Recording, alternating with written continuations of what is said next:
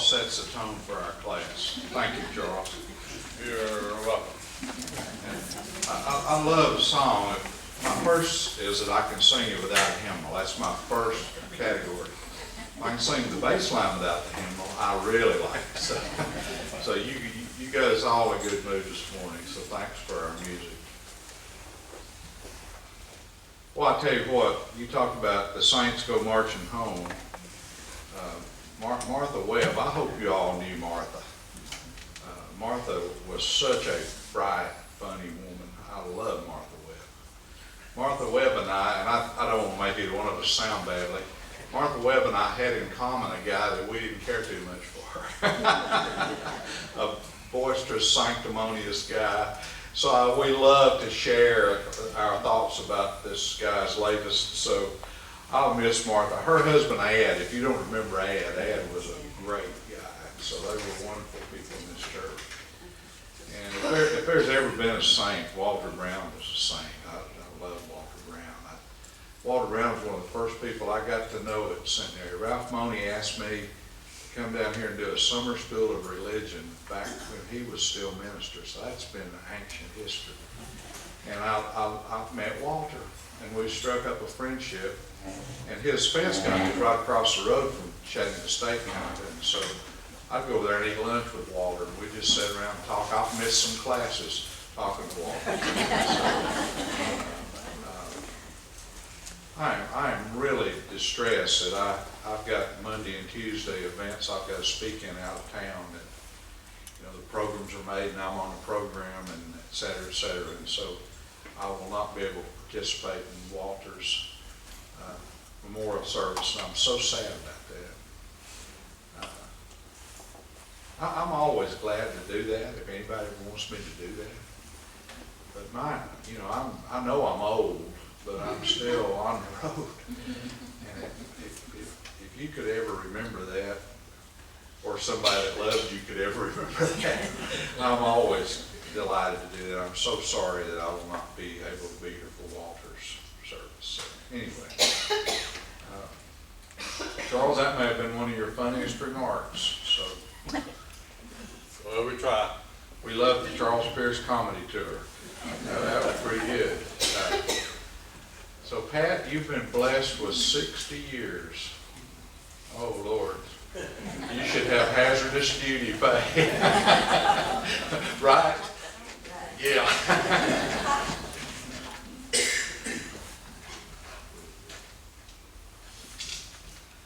When I was in seminary, my counseling teacher, the first one that I ever had, was a guy named Wayne Oates, and he was a wonderful man. He was encompassed about by all kind of health problems, and was not able to walk unless for 2 hours every morning when he got up, he went to this bar in his house, not a drinking bar, but a bar that was attached to a door to hang upside down. And so he would hang upside down, and his back and neck would get elongated, and he could walk. He was one of the smartest people I ever knew in my life. And so he would take us down to Norton's Clinic in Louisville, and he would introduce us to some of the most different people in the world and try to help us understand how to help them. He was not a counselor that had a bunch of theories and concepts, and so he never encouraged you to sit there and listen to somebody and see them through the lens of something you'd read in a book. He said the most important job of a counselor was to listen to people in a compassionate way. He said that sometimes that in itself would help immensely, because sometimes people really, really do need to be listened to. And then he would teach us that it was very important not to try to tell people how to live their lives, or not to try to solve their problems for them. That most people probably had the ways to solve their problems and the answers to their questions within them, and it was your job to kind of coax that out of them and to get them to maybe seeing things that were there but maybe that were hidden. And all of my life and everything I ever learned about psychology and all that sort of thing, I never learned anything better than what I learned from Wayne Oates. But Wayne Oates said, there's one little caveat in everything I'm saying. You've got to figure out how to get people to start talking.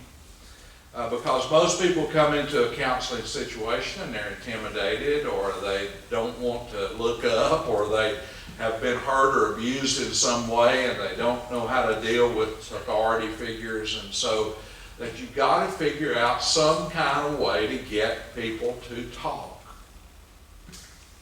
And so he had a couple of strategies. And he would take new kids into class and he would say, what do you got in your pockets? Besides your billfolds and your car keys, what do you got in your pockets? And he'd have us empty our pockets on our desks. He always thought I was a mystery in a way, because besides my car keys and my billfold, I never had anything in my pockets. And you all can remember, or maybe some of you can, back to where it would have even been strange for you to have change in your pockets. And so I never had anything in my pockets. But it was amazing what some of those people would unload out of their pockets. Most of them were things that represented something special in their lives, and by having it in their pockets was a reminder. Something that was from someplace they had been, or something like that, and that made a lot of sense. One guy I definitely remember had 5 different kinds of mints in his pocket. And I can also remember that you were glad that he had mints in his pocket and hoped that he never ran out of mints in his pocket. It was amazing, and Wayne Oates would always point this out, how many lucky charms or lucky pieces that people would have in their pockets, and how he would talk about how so often people depended upon luck or had a superstitiousness about their lives that made them feel like that those things in their pockets, would bring them good luck. Now, if Dr. Oates were here today and he asked me to empty my pockets, I wouldn't have much to add.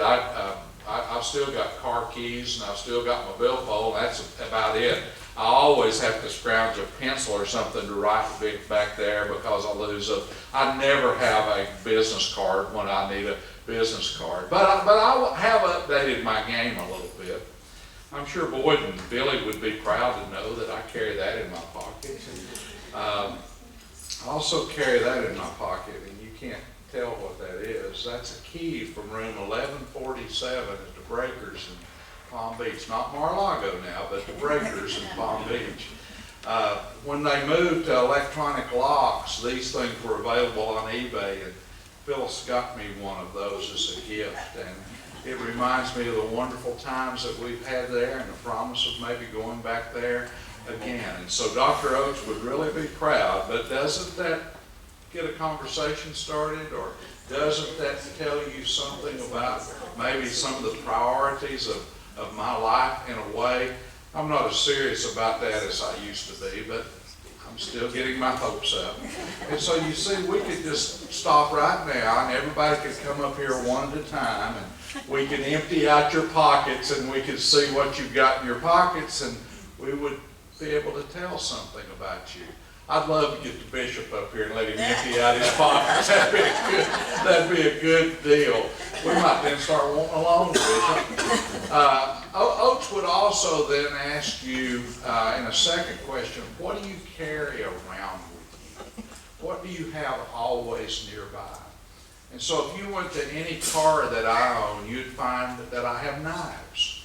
It's amazing how handy a knife can be sometimes, especially those Swiss Army kind that can do every kind.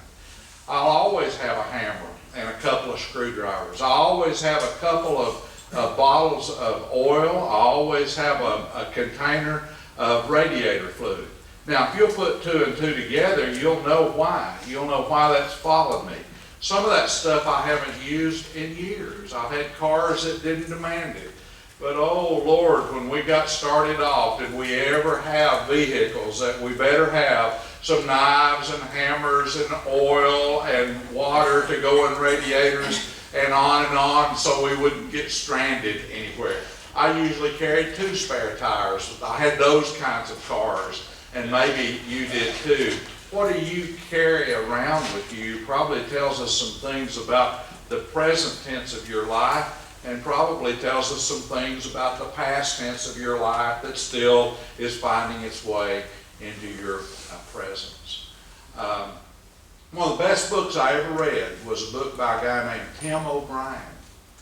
And Tim O'Brien wrote a book about Vietnam. And there's been every kind of book about Vietnam that you could ever want to read. I've written one myself. There's books about the soldiers, there's books about the strategies, there's books about the politics. There's been every kind of book written about Vietnam. But Tim O'Brien wrote a book called The Things They Carried. And it's one of the very most intimate, best books about that particular time and day that I've ever read in all of my life. And so he would talk about what soldiers carried into battle. A lot of them carried letters. Letters from their mamas and letters from their girlfriends. A lot of them carried pictures.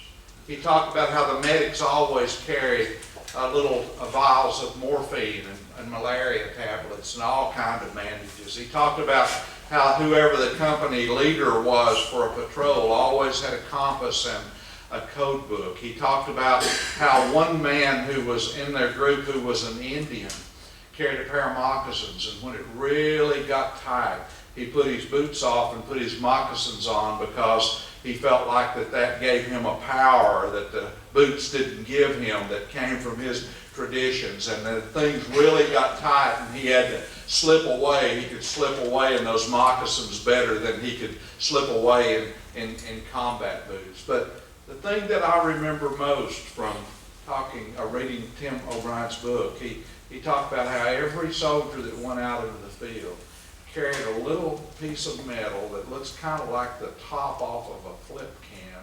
That was a little can opener.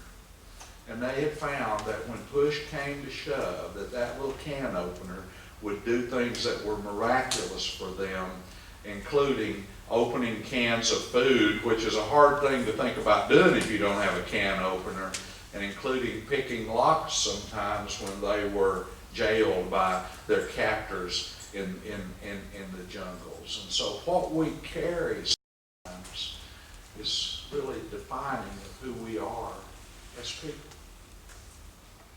But then old Wayne Oates would get serious, and he would get beyond what you had in your pockets or what you had in your car. And he would say that human beings always carry with them their wants and their wishes. And that if you can ever get people to talk about their wants and their wishes, you can tell a great deal about them. My father-in-law, he always was interested in socks and shoes. And so if you asked him what he wanted for Christmas, he would say a new pair of socks, and he had the brand he liked. It was amazing how many pair of shoes he had, and he was always out noticing shoes that were available. And when you begin to explore and you begin to dig in a little bit, you begin to find out that if you'd been an infantryman in the Second World War and you'd gone all the way from Normandy through the Battle of the Bulge and beyond, that what you had on your feet was very, very significant. It said a lot about him. We always would buy him at Christmas a carton of Camel cigarettes because he smoked all the time. He always liked it when he was in war. They all smoked, that someone would send them cigarettes. But he always backed up when we would give him that carton of cigarettes, not because it cost too much, but because he was always stopping smoking. And so for 50 years of his adult life, he always bought his cigarettes one pack at a time, imagining that that would be the last one. That told you an awfully lot about him. If you ask my wife what she wants, she would say, I want everybody to be happy and well. And that's a sincere statement of what she wants and wishes for in life as anything that you could say about her. Our son Philip always had a list. And he never had a conception, especially in those early years when we were poor. He never had a conception of what a hard task it was sometimes to fulfill that list. I will never forget when Michael Jackson was famous. And do you remember that decorated Michael Jackson red leather jacket that he wore? Philip decided one year at Christmas that's what he had to have. We went out looking. The least priced one we could find was $450. Philip didn't get his Michael Jackson jacket. And I think it kind of warped his life a little bit. I think to this day, if you would ask him where his parents had failed him, that he would say he never got that Michael Jackson jacket. Our daughter Meredith was the very opposite. She never asked for anything, which is kind of interesting as well when you run up on a person that doesn't ask for stuff. I'm not sure what that means. She never asked for stuff. May, our little granddaughter, oh Lord, she's always got a list. The apple hadn't fallen far from the tree with her father. She'd always negotiate. She'll come in and she'll say, how much do you think is available today for you to spend on your granddaughter? It's not exactly right. She has a secondary list of less expensive things. And I saw her not long ago with Phyllis get down to a third level list of less expensive things. She will call you up and she'll say, now I realize that I have a debt. And Phyllis will say, yeah, it's about up to $5,000. And she'll say, but if you have any silver that you need polished or any beams that you need broken, I'll be glad to come up there and do that. I think, honest to goodness, and in her life, I've seen her kind of polish one piece of silver. And I saw her break a beam one time. She's always got a debt. Charlie is like Meredith. He never asks for a thing. And little Bradford, you can predict what he's going to ask for. Whoever the latest hero is, whatever the latest television movie is, filled, of course, with advertisements for kids. That's what he wants. And he's got every kind of sword, every kind of gun, every kind of weapon. I'm not sure where this leads, that any superhero on television has. I always want books. But I'm always intrigued at the books that people give me. I wonder how they're seeing me. I wonder what they think I like to read. I wonder if they think that's something that I really like. I always act like it is, but I love books. And so you see, if we start analyzing what people want, we don't have to get into their dreams like Freud. We don't have to get into their sexual fantasies. All we've got to do is ask them, what do you got in your pockets? What do you carry around in your car? What do you want? And so I've wondered what it would have been like if Dr. Oates would have had the chance to sit down with Solomon. Because as the story goes, Solomon gets a very, very unusual situation opened up to him. Solomon becomes king of Israel. He's going to become the president and CEO. He's going to become the leader. And God comes to Solomon, and God says to Solomon, and by that time, God isn't talking to an awfully lot of people. But he talks to Solomon, a dream, and he says to Solomon, you're going to become king. What do you want? What do you want? What do you wish for? What's at the top of your priority list? And suddenly, if we're sensitive about things, if we've been in Dr. Oates' class, we know we're getting ready to find out a lot about Solomon. His world was filled with military expansion. There were people running over and capturing and fighting against people on every side of his world. And it would have been very, very easy for Solomon to say, okay, God, you opened the box. I want some big armies. Solomon didn't ask for big armies. That's odd in that world. In that world, you were getting to the place that they had learned about money. They'd gotten beyond barter systems, and Israel was right in the middle of some of the most important trade routes in the world. They actually, even by Solomon's time, began to have actual money. And so they were one of the very first places in the world where money was important and money really counted, and how much money somebody had, how much money a king had, what was the gross national money product of a country became of great significance. And so it would have been very, very, very appropriate, I guess, and expected, I'm sure, for Solomon to say, oh yeah, God, I sure could use some bigger treasuries. I could use some more money in my king's account. And Solomon doesn't ask for money. That would be unusual. That'd be unusual in our world for someone in power not to ask for more money or not to ask for bigger armies. And of course we know that what Solomon asked for is wisdom. He understands it's going to take a lot of sense to do what he's being called on to do. He knows that more important than armies and money is to be someone with wisdom imparted to him by God. But we've got to go deeper, because now we've gotten counselors. We've become counselors. What does it say about Solomon? Why, of all the things that he could have asked for, did he ask for wisdom? I've been struggling with that question. I've been trying to figure that one out.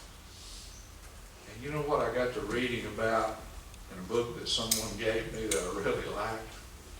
I got to reading about Solomon's personal relationship with David, his father. And if you read about that closely, and some of this was kind of new to me, that relationship was not very good. You don't find out a great deal about it in the Bible, but if you look at the other written histories and the other written religious sources of that particular world, you know a lot about it. Sometimes the Bible was good at covering for David. We know about that. The first thing you find out is that Solomon was the second son of David by Bathsheba.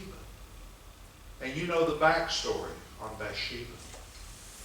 The first child of David and Bathsheba, almost as a punishment to David and Bathsheba because of what they had done and the murder that David had been a part of to have Bathsheba, died at birth. And then Solomon comes along. And evidently in his early life, Solomon is curious about his mother and his daddy. And Solomon is curious about the death of his older sibling. And Solomon is maybe too curious for everybody's own good. And he begins to understand what David did and the people he hurt and the person that died. He begins to understand the full story of his daddy. And he doesn't care much for his daddy. And they have an estrangement, and they never got along very well. Later on, by another mother, Solomon has a half-brother, that guy Absalom that we're familiar with. And David and Absalom and some of the other brothers didn't get along. David didn't give them much attention, treated them maybe even abusively. Had expectations that they couldn't live up to. And so Absalom and David not only got estranged, but the relationship between them became violent. And Absalom tried to overthrow his father's kingdom. He started a coup d'etat that was almost successful, and it ended up with David's primary army commander finding, remember, Absalom with his hair tangled in the tree, and he killed him. Sometimes stuff gets our attention. And sometimes we see things that are so horrible that our minds get changed about stuff and people. And David sees Absalom hanging out there in that tree and gets all the reports back of his gruesome death. And David becomes a changed man. And the change is so thorough that late in his life, that Solomon reestablishes some care. And And Solomon reestablishes maybe even some love for his father with his weaknesses that have hurt so many people. At the end of David's life, when no one else wants to care all that much for him, and now he's becoming a footnote and his day is done, he can't do things for people anymore. It is Solomon who makes sure that he's comforted through the time of his death, and he doesn't hurt for any need that he might have. But you see why I think Solomon prayed for wisdom? Because Solomon didn't want to be a king like his father was a king. See why Solomon prayed for wisdom? He didn't want to be a person like his father had been a person. He prayed for wisdom because he didn't want to be a human being like maybe his father wasn't.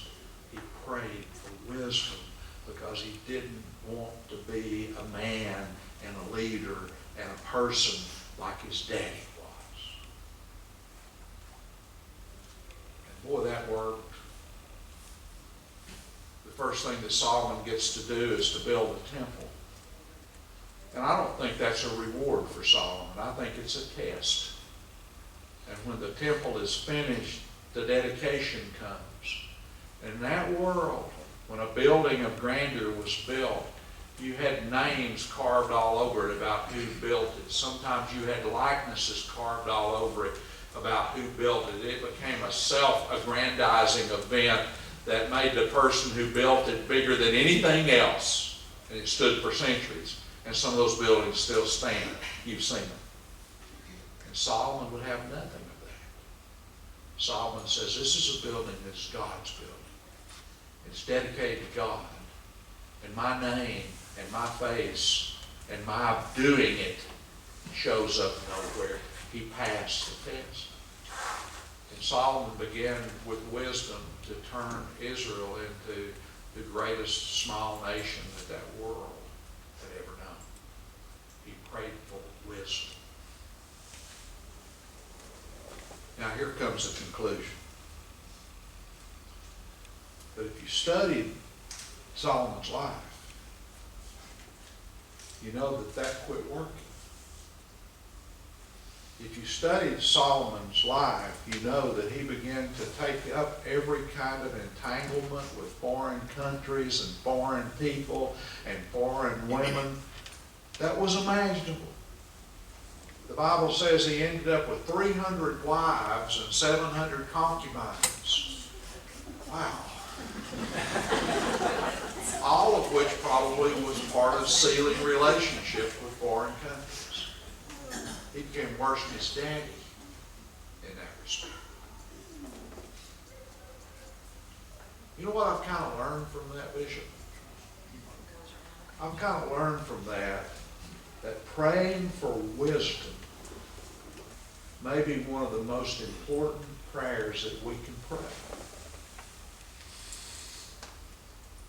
But that praying for it once or occasionally doesn't cover our bases forever and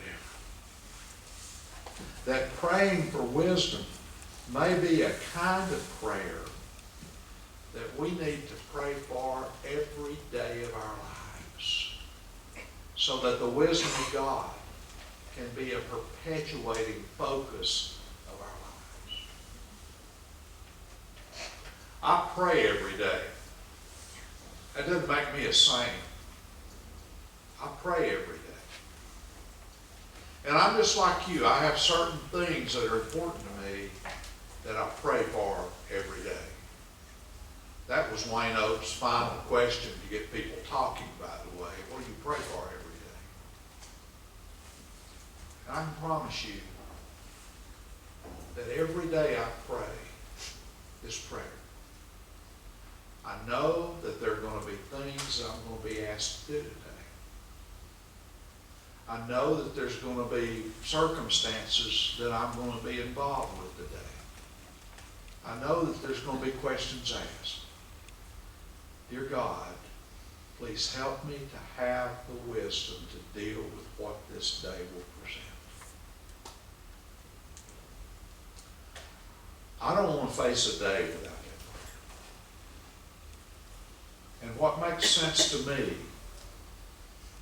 is that Solomon was on the right track when he prayed for wisdom.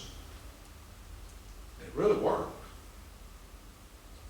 But that wisdom isn't something you just pray for once. That wisdom's something you pray for every day. That whatever you encounter, and whoever you encounter, and whatever questions that might come up, that you will have something of the wisdom of God to help you with. And if that focus can perpetuate itself in the way that we start our days, maybe we do live our lives better. And maybe we do make a better impact. And maybe we do make a difference and matter even more. So look at our progression. What do you got in your pockets? What are you carrying around with you? What do you want? What do you pray for every day? And the lesson of Solomon is that we need to pray for wisdom. And we need to pray for wisdom every day. Let's bow our heads in prayer. We're thankful, our Father, for your word and for all that it teaches us. We're thankful for the way that it is filled with role models that show us how to live and that show us how not to live. And again show us how to live better. And we're thankful for the role model of your Son. And we pray that we might have his eyes to see others, and that we might have his heart to have feelings toward others that are the best that can be. Oh God, we pray for your wisdom. And we hope and pray that the people that lead us, the people that are around us, and the people that are making decisions every day that can impact our lives will also pray. Not for bigger armies and bigger treasuries, but for your wisdom. For we ask in your Son's name. Amen. Thank you all for coming today.